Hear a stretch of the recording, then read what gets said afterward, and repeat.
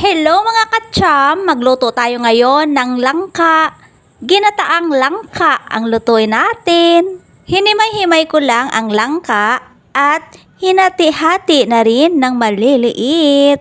At para hindi sagabal, kinuha ko na rin ang mga buto. Ito na lahat ang ating langka mga katsyam. Ano ang tawag nyo dito mga katsyam? Langka rin po ba ang tawag nyo dito? Ginisa ko lang ang kamatis, bawang, sibuyas, at luya. Ginisa ko lang ito sa sariling katas ng kamatis. Pagkatapos, nilagyan ko lang ito ng chicken cube at hinalo na rin ang langka. At para mas mabango ang ating ginataang langka, naglagay ako dito ng tanglad.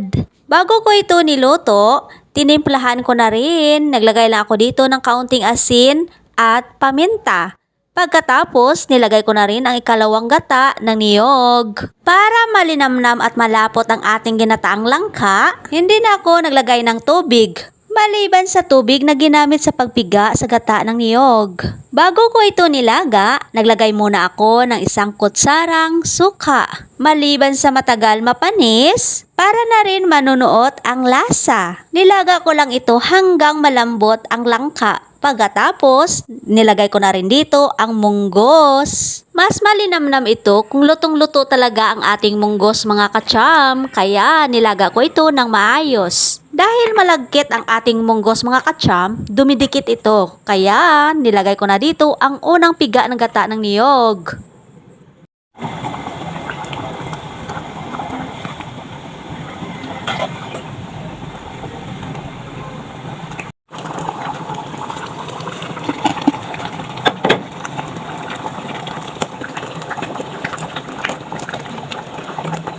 At para mas mabango ang ating ginataang langka, naglagay na rin ako dito ng siling labuyo. Para sa akin, hindi kumpleto ang ginataang munggos kung wala tayong madahon na gulay na ilagay. Kaya, nilagyan ko ito ng moringa leaves. Mahilig rin po ba kayo sa madahon na gulay mga katsyam?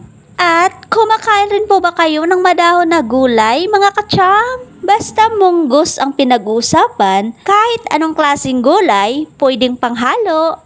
Lalong-lalo na kung madahon na gulay. Madahon man o hindi, swak na swak talaga ito panghalo sa munggos mga katsyam. O ayan, luto na ang ating ginataang langka.